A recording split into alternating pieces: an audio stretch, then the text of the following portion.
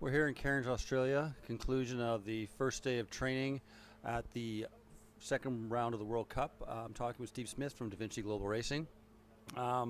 Steve, first of all, let's talk about the first round where you finished second. I mean, you've got to be happy with sort of after a couple of seasons where you've really had some struggling with injuries and so on. You got to be pretty happy with the way that went. Yeah, absolutely. It's coming into the first one.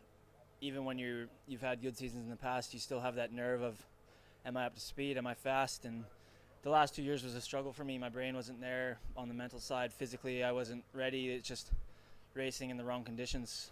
That was really tough on me. So to have a full clean off season of riding my bike, training properly, just allowed me to be where I want to be, and a huge relief to be near the top in that last race in Lords. So what made the difference? I mean, you said it was a clean season of training and so on, but did you change anything in your preparation? I definitely changed things, mainly because last year I was just scrounging to get to the race, which is the wrong way to do things. And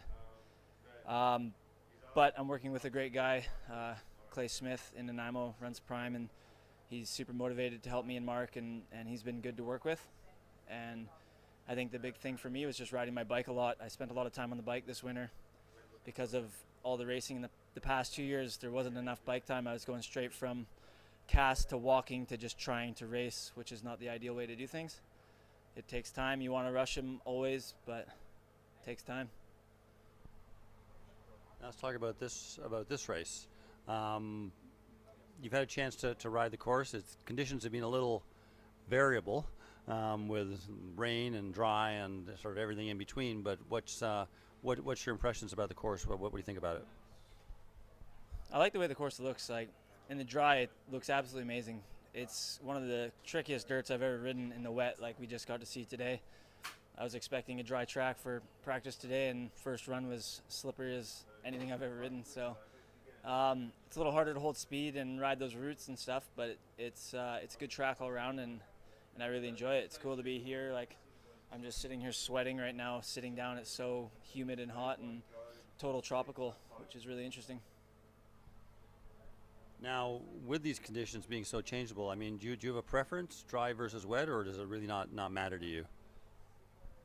Yeah, just like anybody, I'd rather not be muddy at the end of the day when I come to clean up.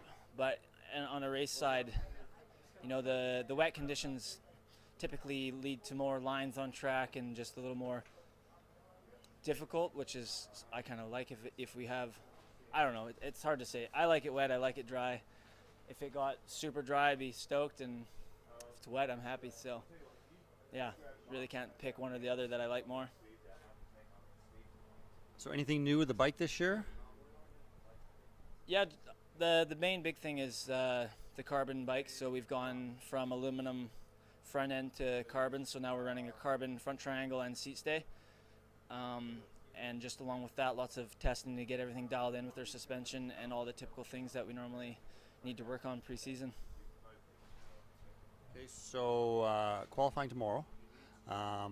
You're a protected rider after your second place in Lord, but obviously there's points on the line, so I'm guessing you'll be not holding back. Yeah, never holding back.